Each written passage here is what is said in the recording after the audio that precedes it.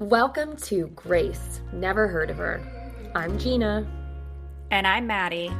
We're two moms, two friends, two overstimulated women navigating motherhood, new identities, and careers, all while challenging society's expectations and redefining what it means to do it all. Because Grace, well, never heard of her, but word is she's worth getting to know.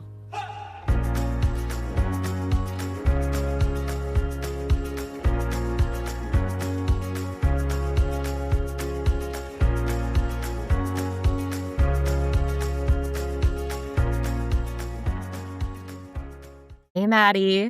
We did Hi, it. Gina. We are recording our very first episode of Grace Never Heard of Her because we are two friends, two moms who are still very much trying to find Grace in our day-to-days. Yeah.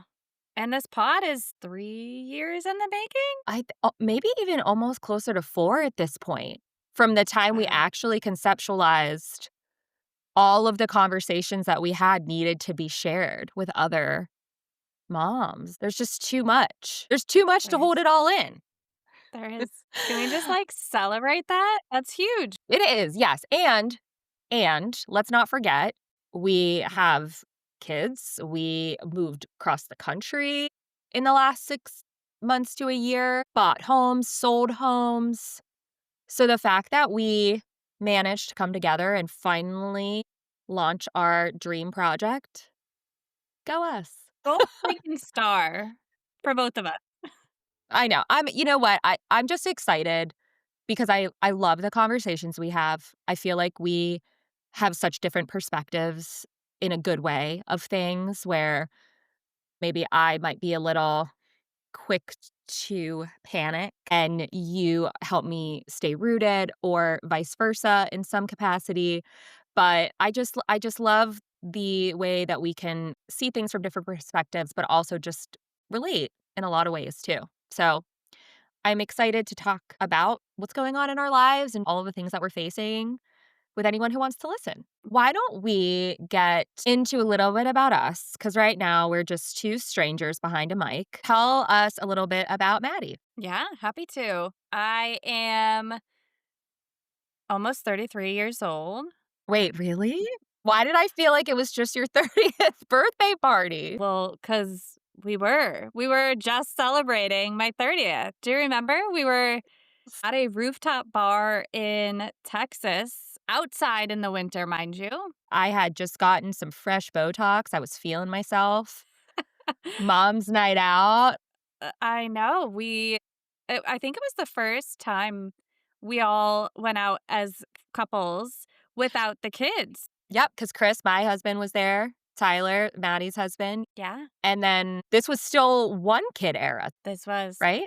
one kid while we were still doing our nanny share. So our lovely nanny Delaney was watching both of the kids so we could have a night out. That's really how Maddie and I met. We were neighbors, actually. So we both lived outside of Austin, and Maddie and her cute little family lived 2 doors down, and it was all fate from there. Was it? Should I we just do a sidebar real quick on the lack of fate there was that led us to actually becoming friends? Yeah, I love this story. I mean, my own self-sabotage or, sabotage around friendships. I don't know. Work in progress, y'all. So I think I was on maternity leave walking by your house, didn't know who you were, and you and Chris were outside talking to the neighbors. You had a big ol' belly, ready to pop belly. We moved in, I was 31 weeks pregnant with Leo. I can't believe you did that. 10 out of 10 do not recommend moving into a brand new house, first-time homeowner, not being able to lift furniture and do anything that you want to do because you're so heavily pregnant, but I digress, as you were. Or maybe also not to live with your parents while you're pregnant. My We have so much to unpack, We it's do. not even funny. Oh my god, yes. Okay, so fast forward, Gina has baby boy. Have no idea who baby boy is, but I'm like, we need mom friends. We need parent friends. I'm gonna drop some pastries off for these people. So I leave pastries at the door, but of course, me being me, writes a nice note, leaves no trail or like next step. For apparently I'm playing hard to get. To be fair, to give yourself some credit, you did write your house address. So at least I knew where you lived. This is So, true. because you could have just said name and but you wrote your house address. That was good. Proud of you. Thank you. So then Gina follows up. She sends her mom over with a thank you note, and you, I think, included your phone number. Yeah. I'm like, she clearly accepted the olive branch, which I was thrilled about because like you, I did not know well, you had friends in the area, but that I believe were leaving soon, but I had knew no one, so I was on the hunt for I mean, it was I'd be wa I every day I was, like, looking for strollers or any sign of babies. So when I saw you in with a stroller and our neighbor had said that you had a little baby, you were on my list. So, yeah, when I got your letter, I was like, "Yes, she wants to be friends, this is so great," and then I'm like, "Well, shit, how am I supposed to talk to her?" So, I wrote a thank you note Oh. with my number, and I was like, "Mom, can you bring this over there? I feel weird. I'm nervous." And like thank God you did because I know. that that's kind of what kicked things off. So anyway, long story short, we start kind of texting before we had our little mom outing. We saw you guys at a restaurant downtown and I definitely pretended I didn't see you. Was like, "I'm not gonna go there.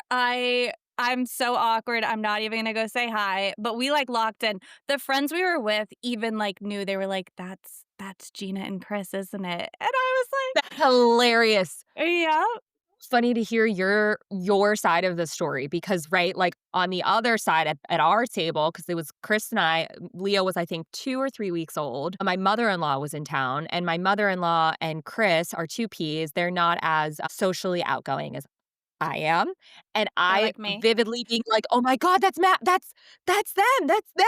I'm gonna go say hi," and they were like, "No, stop, no, don't do that, don't embarrass us, like, what do" and I'm like, "What do you mean?" I was it was I mean, this was had to have been one of my first, like, heavy cocktails in Yeah. almost 10 months, and, so I'm drinking tequila. I'm like, "I'm gonna go say hi." And they're like, "Oh, Gina." And I'm like, "It's fine. It's fine. It's fine."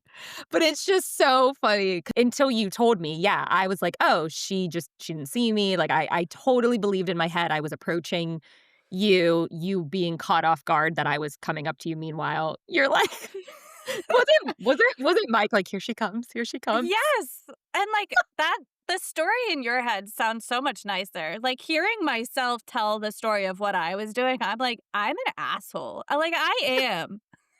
Listen, I don't care. You can be outgoing or you can be more introverted. It is hard to make friends as an adult. It just is. 100%. It's very vulnerable to put Yeah. yourself out there and to kind of feel it out. Is this person interested in pursuing a friend? It's like, should I just wear a freaking sign on my head that says looking for friends? I mean, that's what I need because you're so much better at being vulnerable and putting yourself out there. I'm learning from you still. Oh, Maddie. But also, I'm realizing that I asked you to tell us about yourself, and so far we've gotten Oh. to that you're 33. So back to you. Yes, that is the story of how we met. We went on a cute little mom walk, from there, and the rest is history. I remember specifically because this was during COVID. This was 2022, so still very much in the height of COVID. It was kinda like post Yeah. that summer of hope where the vaccine came out and we're all like, "Yay, like we're towards the end of it." And then all of a sudden it was like, "Oh, nope, everybody's getting COVID again and da da da." So I remember being so nervous to send Leo to daycare because Yeah. I mean just germ central and you obviously with Zoe were nervous. And so we both again talk about being vulnerable. We're kind of like, what do you think about a nanny share? Because Yeah. I sure shit couldn't afford a nanny full time on my own. Um, Same. and yeah, and then Chris and I came over. You had a charcuterie board. I'm like, yep, these are our people.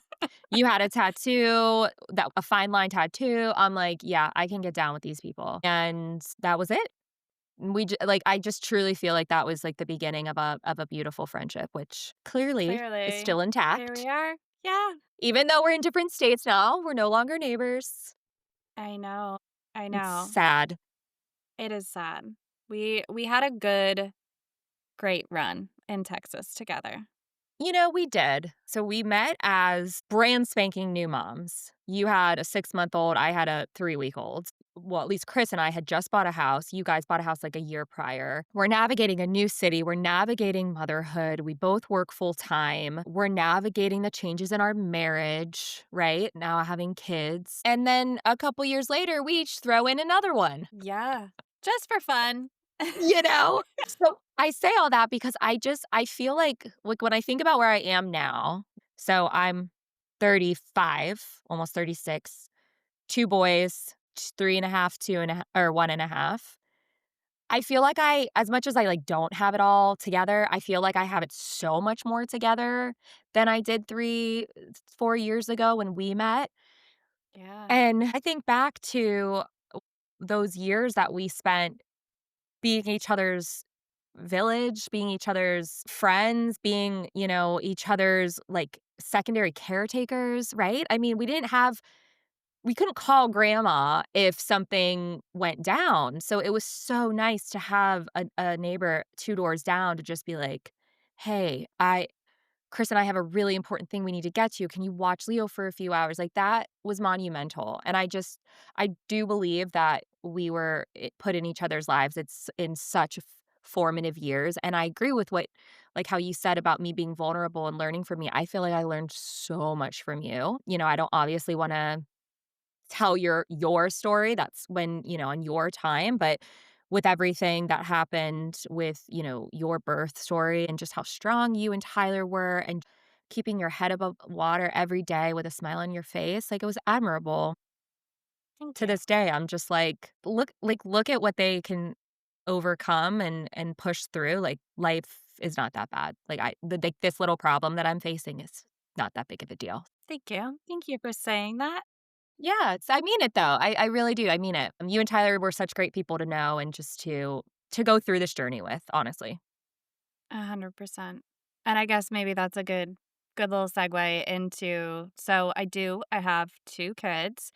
Their names are Zoe and Parker. Zoe is 4, Parker is 2, and Zoe's birth story, her entrance into this world was very traumatic. I had her at 24 weeks and 3 days. Such a miracle. Like, uh, Truly, I mean, when is viability? 24 weeks? 24 weeks. Oh my God. Yeah, I was in the hospital at, like, 23 and 7, and they were like, "You need to make it a few more days," and were giving me all the steroids and stuff, trying to, like, prep me, and I Wow. made it, what, 3, 4 days before she came? Well, also, you weren't even home. Yeah, we were supposed to go to a wedding in France. We were going to do a baby moon. We were like, "This is Oh so my exciting. gosh. We're growing our family." So we're gonna fly home with the dogs because we also have 2 French bulldogs, Luke and Olive, and our family was gonna watch them while we went to France. So we were gonna spend a week at home with family, and then we were gonna fly to France, and then we were gonna come back and kind of fly home and stay put until baby came. Well, so I had other plans. We ended up, yeah, I gave birth in Massachusetts, and we were stuck in Massachusetts while she was in the NICU for 4.5 months. Oh my We God. were stuck there for 5 months after we bought a brand new home. It's one of those things where when you told me and, we got to know each other, it's one of those things that I remember obviously thinking how awful that must have been, how just unfair. Like, that's just, like, not the experience you're supposed to have. Why were those cards dealt to that perfect little family? Like, they didn't deserve this. But now, even, like, further down as, like, a mother where I think I'm a lot more confident in my own abilities and just a little more tuned in, I think, to kind of empathize with other people even more so than I have in the past. That is fucking crazy that you had to do like, that you went through that. And for Yeah. anybody who meets Zoe, she is a beautiful, healthy, perfect 4-year-old. It's wild. Like, she is, like, a Yeah. legit miracle. I mean, she is. Truly. One of my favorite stories is how you picked her name. Oh, yes. We were between 2 names, and it's so funny. I don't even know that I can actually remember what the other one was. Maybe you do. I think it was Sophie. Yes. Oh my gosh. I kept going. That's so funny. I do. I Yeah, still love the name Sophie. told you, that was my favorite story. Clearly. Chloe was also on our list, so I don't know. In my head, I'm like, Zoe, Chloe, was that what we were between? No.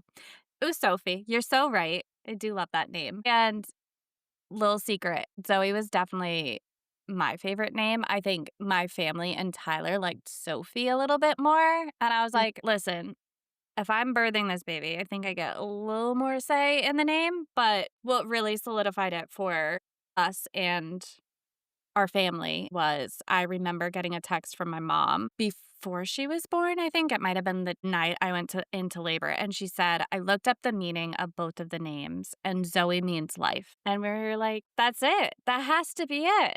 my eyes water again. See, it just gives me chills. She was meant to be here, and the way that you've taken such a hard journey and just it hasn't changed the person that you are for, like, if anything, it's just for the better. Stronger for it, which I feel like is also a good segue into one of the things that I said earlier was your tattoo that I love so much. Do you wanna tell Yes. us a little bit about your tattoo and what it means to you? Yeah, I love that. I was never a tattoo person. But after everything that happened with Zoe and after I feel like fine line tattoos started trending or something, they were becoming more Yeah, popular.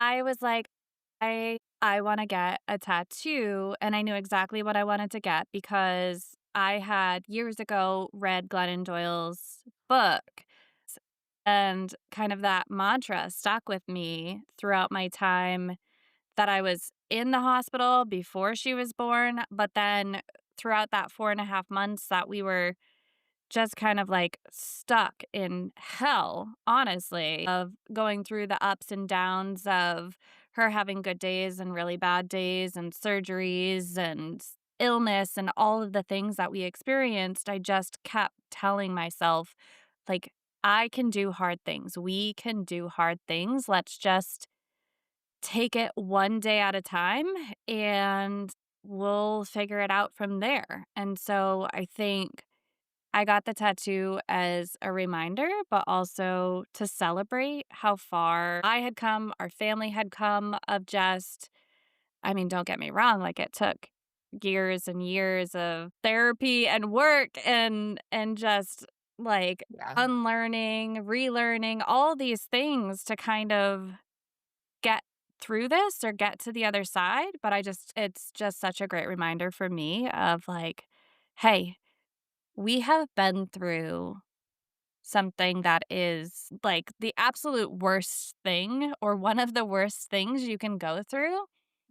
If we can do this, we will make it through anything. I love that so much. And in hindsight, looking back, us going through our motherhood journeys looked so different. And even though there was a lot of similarities, like my questions of like, "Oh, is this fabric hurting his skin?" You're like, "I'm going to like 5 appointments a week to help with her Yeah. mobility or what," right? I wish I could have been more I don't not wouldn't say that I didn't have empathy because I always had empathy, but I think just maybe a little bit more cognizant of kind of like, yeah, we're both going through being new moms.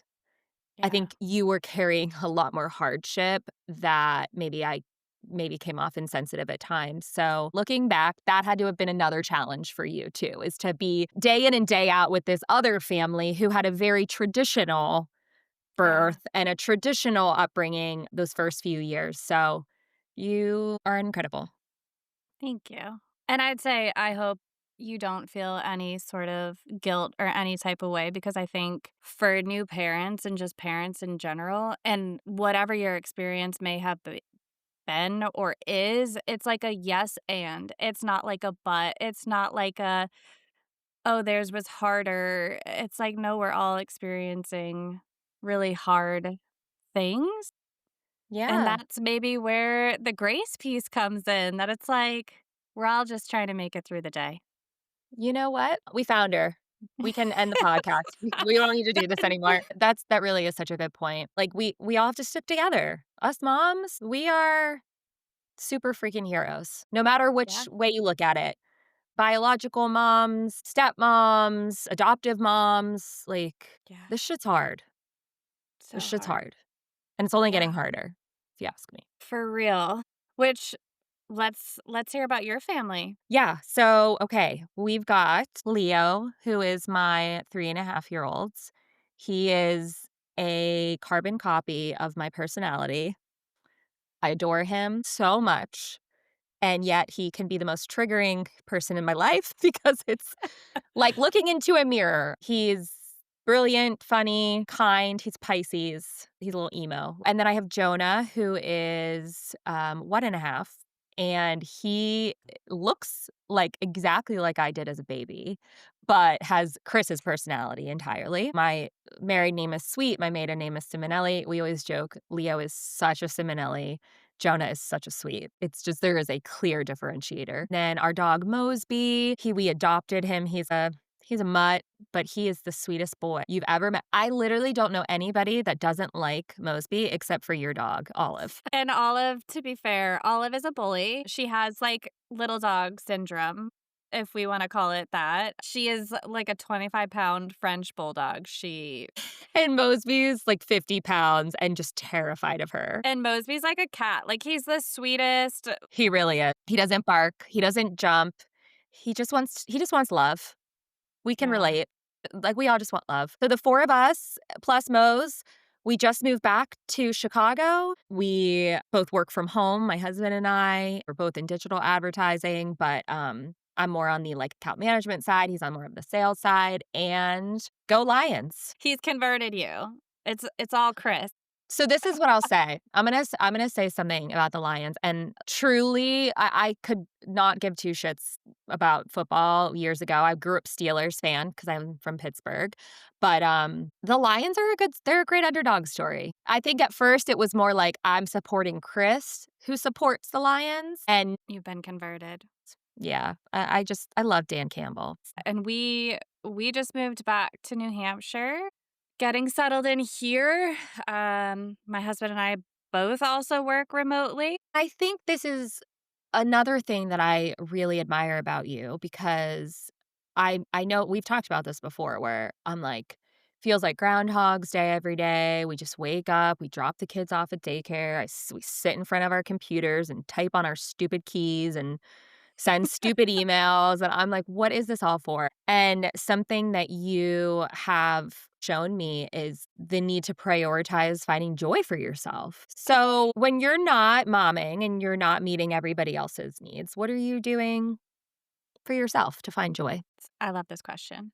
Because I think it's taken me a long time to understand the concept of joy. And I feel like I used to be so resistant. I hated when it used to be all the craze. Everyone was like, well, let's find happiness. Let's seek happiness. And it felt Mhm. like you're always striving for something that's unattainable. And I think it took me a really long time to realize like happiness isn't something that you can sustain forever. Mm. And it's like you're supposed to experience all these other emotions, and like happiness is just a small piece of it. And there's all these other kind of ranges and experiences that you'll have. So I actually love the concept of joy because it's not happiness. It's either most of the times almost like manufactured because you have to force it, but then you're building this muscle of actually maybe it's just reframing things and you have a new perspective and you're like, that is joy for me.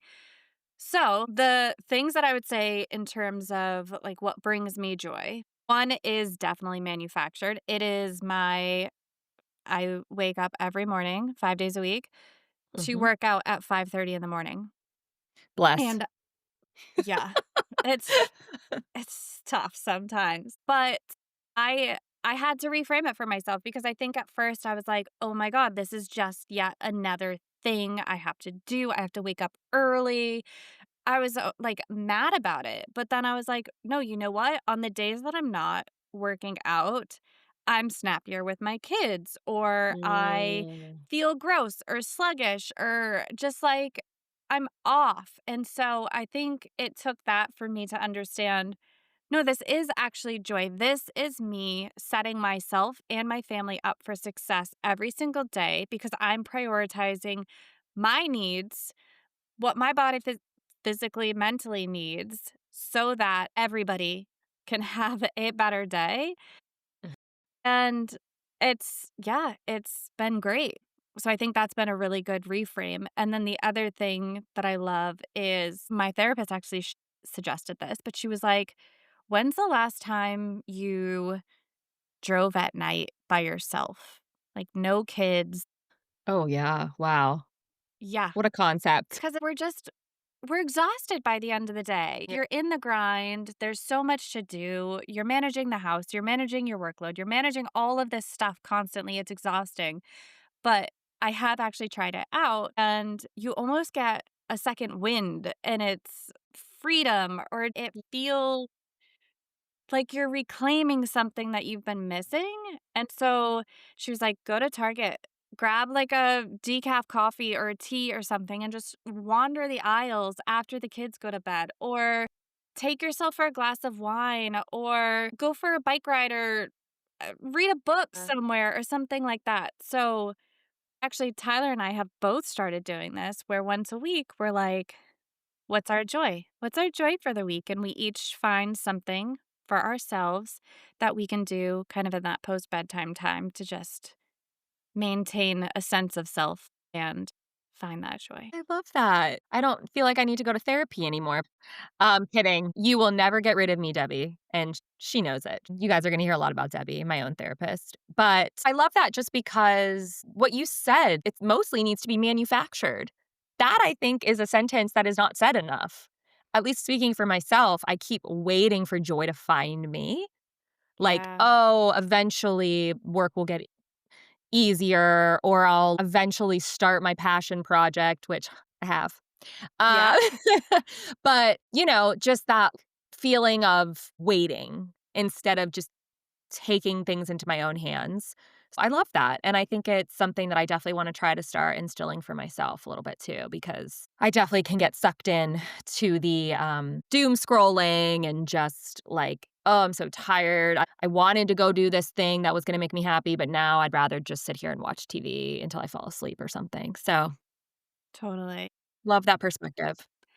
I'd love to hear your point of view on parenthood, motherhood. It's all consuming. Like what Yeah. are some things you do to maintain your identity outside of motherhood? Oh, Maddie, coming in with the zingers. It's been really hard. I think that right off the bat, I definitely had an identity crisis. Truly, like Debbie told me I was having one. Just Yeah, because I'm such a perfectionist and I need a plan. I need something to work towards. I need to have a goal. I need to say like, okay, this is what I'm striving for. So that was always work. And not that I was, this big corporate powerhouse by any means, but it was just all about work. I would get the work done even if I had to stay late, if I had to work on weekends, what have you. So when Leo was born, there was definitely this internal battle of like, I'm feeling like I'm not the same person I was. Like, I don't have the ability to give work my all. Now I want it more to give more to my baby. And then I felt like I couldn't give either 100%. I was giving everything 50% or less even. So it was a hard first year, I think, for me trying to kind of figure out like who am I? I can't just be a worker and a mom. Who am I? What makes me happy? And I don't know if I have that answer still, but I can tell you that I think taking those steps into doing those things, like I'm also an all or nothing kind of person. I can't just start this thing tomorrow. If I can't just like launch a business, then forget it. casual example. Yeah, right? I'm like, "I have an idea for a business." "Cool, okay, here's a business plan, da, da, da." "Nope, nope, no, too much. I need to just be able to start it today, right now."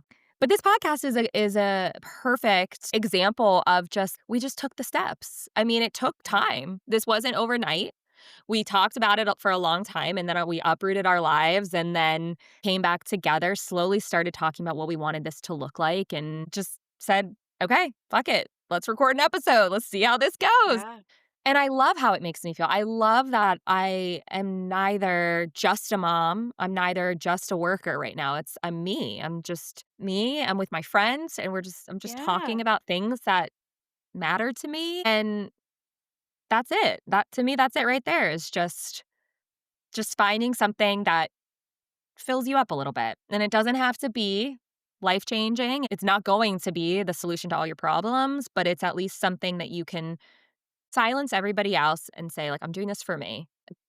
My caretaking needs are at rest. I'm taking care of myself and I'm doing this for me. I love how honest you are about you don't know that you have figured it out. And I think so many of our listeners are going to resonate with that of just like you're right, it's hard. I don't know exactly what my identity is. I don't know who I want to be or what the future looks like, and I think parenthood, motherhood is almost like relinquishing that control and kind of leaning into some of the ambiguity of it all, which is hard. It's hard, especially when you're type A, control freak, on Zoloft. Giving up that control is brutal. It's so brutal. Yeah. And truth be told, I'd love to hear, obviously, what you think about this as well. But when I think about conversations that are happening out there, just among people, among, family, coaches, teachers, whoever's like guiding you through a parenting journey or your upcoming parenting journey, I don't feel like a lot of this is talked about. Yeah, I get it. There's classes on how to change a diaper, how to feed, how to breastfeed, what's going to happen to your body every week in pregnancy. But I didn't take a class on identity crisis. I didn't take a class on the importance of prioritizing your mental health so that you can be the best parent. What kind of conversations are you excited for us to have that you wish maybe was talked about more? Literally, like, runs the everything because I think I mean, I was the first of my family and the first of my friend group to get married and to start a family. And so for me, I think the first years and especially the situation that we went through, like it was so lonely and there was nobody that could relate or even just like not even relate to the traumatic experience of having your daughter born so early and going through the NICU, but just like all of these changes, the changing dynamics, your changing identity. Like I think we always joke and I think we're super real and honest and you never have to like sugarcoat things of like I love my kids but or I love my kids and I think it's just no, you don't have to say that I love we know everybody loves their children, but let's be real and honest about the hardships that we're experiencing, whether it's how to like regulate your own emotions while trying to help a child regulate their emotions or navigating potty training or feeding or picky eating or just yeah you're changing social dynamics of having to have hard conversations or make decisions about like oh well maybe we're not going to go see that family member because of the way they act or the things that they say in front of my child or just let's have those real honest conversations about what's working, what's not working, the pressures that society puts on Ugh. moms. And yeah, kind of like take that weight off. Cause I guess I mean, my question for you, like back at you, what are you most excited to talk about? But also, like, what's the kind of like legacy you're trying to leave behind with your boys too? I've heard people say to me, because obviously everybody in my life knows how much I love being a mom. I do. I mean, there's days where I'm like, when do I get a break? And I don't. But when I tell my friends, like, oh, yeah, no, I don't want to do that. I don't want to spend that long with my kids or like 3 more hours till bedtime. I'm not ashamed of it. I'm not because it's exhausting. And listen, I'm not going to sit here and make a blanket statement that we all feel the same way. I'm sure there's women out there who live and breathe being moms and just love every second of it or think that they love every second of it, whatever the case may be. But for me, not the case. And I've had people turn to me and be like, who don't have kids, who would turn to me and go, thank you for just being honest about it. It's nice to not have it feel so sugar coated because truth be Yeah. told, I wish there was a little more honesty because I went into it very blind, thinking my hardest decisions were going to be breastfeed or bottle formula feed. All of that, like you said, like dysregulation and emotional work and this grief and trauma that stirred up in me from my own childhood. Not ready for that. So, yeah, I'm super excited to have those conversations. And to answer your question about the legacy I'm looking to leave behind, it's kind of twofold. I have 2 boys. We don't plan on having any more. And I think there was this period of time where I had to come to terms with that I was never going to have a daughter. I love being a boy mom. They are magical. They have shown me a love I truly did not know existed. It's the most beautiful thing. But the reason I say that is because I think for so long I had this idea in my head that I was going to build this relationship with a daughter, and mostly because I did not have that type of emotional relationship growing up.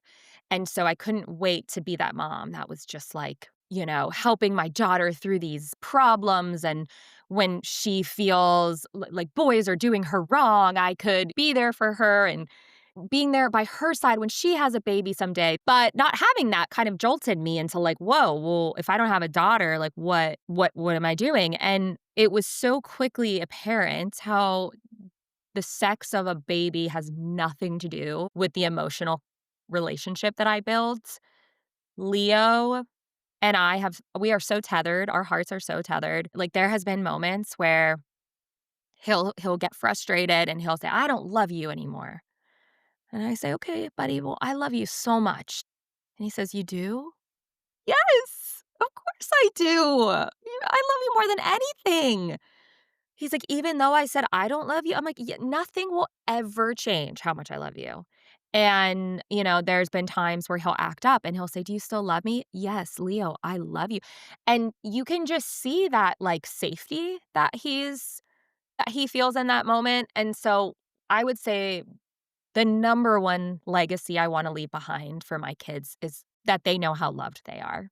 No matter what, no matter who they become, what they accomplish, what they don't accomplish. They are children that I want to raise, I want to love, and I want them to learn to love. I want them to be in tune with their feelings and their emotions, and I want them to learn how to self-regulate, and I want them to see being caring and fragile and soft and empathetic is a sign of strength and not a sign of weakness, which I feel like is what systematically men are taught to think. So, it's kind of a cliche answer, but really it's love. I just want them to So feel I beautiful. want them to look back and just be like, "My mom was the most loving person in the world." I love that. You're raising good boys over there. Thank you. You're I'm so trying. lucky. Oh, I could say the same for your kiddos. Leo still asks about you guys all the time. What's Zoe's baby's name again? I'm like, "Parker?" Because we didn't Oh, get that much time with I the littles. know. We only got what? Was it like a year? A year? Or not even? How old was Parker when you guys Yeah. left? No, it was He oh, yeah, a had just year. turned a year. I mean, but like Yeah. that's like the potato year, you know? It's Yeah. it's it's a hard Yeah, year. yeah. Well, listen, I am so excited for us and for this and just what this can be and just all the things that we're gonna talk about, the raw, the unfiltered, I've already felt tears kind of bubbling up a few times, so crying is not off the table for me. I'm excited to just keep going through this mom journey with you. Same, same. It's these conversations, topics need to be heard, discussed, and we're not perfect. We're learning as we go. But if we can help support, make anyone feel less alone, all of the above, any of the above, I think that's our hope. That's our goal of bringing these conversations to you. And one of the things we also said is we'd love to hold ourselves accountable to finding joy every week. So at the end of every podcast, we'll do a little check in to see what we're going to do to find joy. So, Gina, what joy did you find this past week, or what joy do you plan to find? Chris is actually out of town this weekend, so I'm solo momming, which Oof, at bless. first is that like eye twitch of like, oh God, that's a lot of time I got to fill up by myself. But I'm excited because I met a new mom in the neighborhood and she invited us to a birthday party on Saturday for her son. And so I'm going to take the boys by myself and I'm just going to go because it's a little intimidating, right? Because I don't know anybody. I don't even really know her and I don't have Chris with me, but I know that it's one step closer to forming a friendship with somebody that is a few blocks down and could, help potentially be that village. So I'm excited and I know the boys are going to have fun regardless, right? So to say no simply because of my own social anxiety would just be a disservice to them. So I'm excited to strengthen some new relationships. I'm sure I'll meet some other people in the area. And then my boys, hopefully we'll have a nice little fun time and maybe make some friends of their own. So excited. I love that. And I love that your joy is pushing yourself outside of your comfort zone. Yeah, it feels like you said, it's like manufactured. It's like I know I should do this because I know long term, even short term, I think there's a lot of benefit here. So, Yeah, yeah, I'm going to do it. What about you? I love that. Okay, well, I'm gonna sound like a bad mom here because mine does not involve my kids at all. So all week I've been preparing because Tyler has to work on Monday. Monday's a holiday and the kids are off. Well, daycare is always in your face with updates. We're closed Monday. We're closed this day. We're closed. We're closed. Don't forget. Don't forget. Those haven't been happening this week. I looked into it. They have school. I'm the only one that's off. Oh my God. That is the best news I've ever heard. Oh, I'm so happy for you. So Yeah. low key jealous, but so happy for you. What are you going to do on your day off? I think I'm gonna go for like a bike ride at the beach. Yeah. Oh, Maybe get a coffee. I think I'm gonna see my mom. the little things. Isn't it crazy how, like, just to touch grass is such a privilege? That's amazing. Well, next week when we check back in, we will have to talk about what we did and or what's next for our week of joy. But I'll be I love thinking that. of you this weekend. Well, I guess on Monday while I'm slinging I the keyboard know. around. My kids are both home. Chris is not here. It's okay. I called our babysitter to come help me with the kids for the day. Amazing. And then you get like a whole day and night off when Chris gets back and you're just like, I'm out. I'm out. Figure it out, Chris. Yeah. Yeah. Like you got to relax, although he's not even relaxing. He's fixing a deck, but still. Doesn't matter. Yeah. I'm going to be like, and I'm going to go get a massage. See you later. Yes, 100%. All right, Maddie. Proud of us and excited for us, what's to come, and excited to talk to you guys next week. So tune in and we'll talk about where's Grace. Still If we looking. found her. Chances are we haven't. See you guys later. And that concludes your free therapy session, brought to you by two people with lots of opinions and zero certifications. Don't forget to bill your insurance, emotionally or otherwise. And be sure to follow us on Instagram at GraceWhoPod. That's Grace, WHO Pod. Tune in next time for another deep dive into something we'll probably overthink and under-resolve. And while our search for grace continues, let's at least try to find a little joy in between.